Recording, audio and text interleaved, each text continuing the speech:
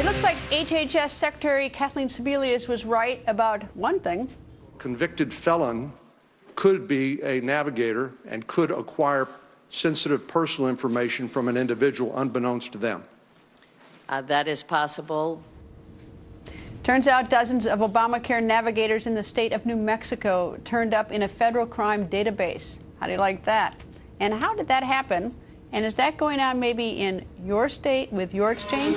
The National Review's Jillian K. Melcher joins us. Nice to see you, Jillian. Good to see you. Thanks for having me.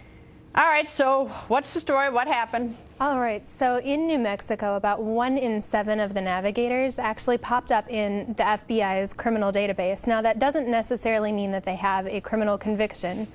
It can include things like arrest records, other stuff like that. But it does raise some serious questions about who's handling your really personal, confidential data. And I think there's a lot more questions to be had state by state.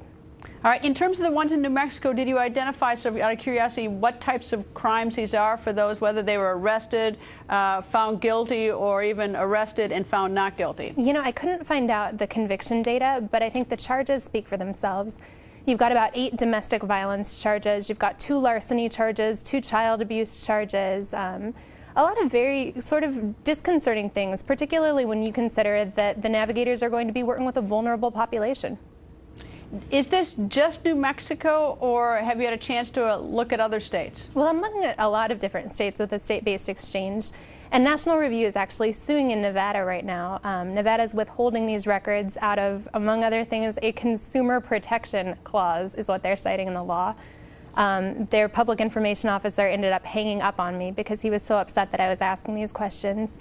So I really hope we get these records. I mean, I think it's within the public interest to know who's handling their data, and I don't see protecting the privacy of navigators who might be felons over protecting the privacy of the public. Well, what I don't get, like just from what you said, I haven't looked at the law, but consumer protection wouldn't be designed there to protect the navigator. Consumer protection would to protect the consumers. Certainly the identity of the navigators and putting them against a database doesn't, would be to protect the consumers, oddly enough.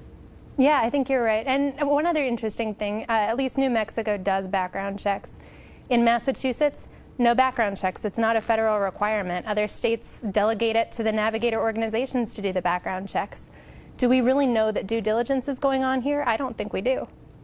Jillian, thank you. Thank you.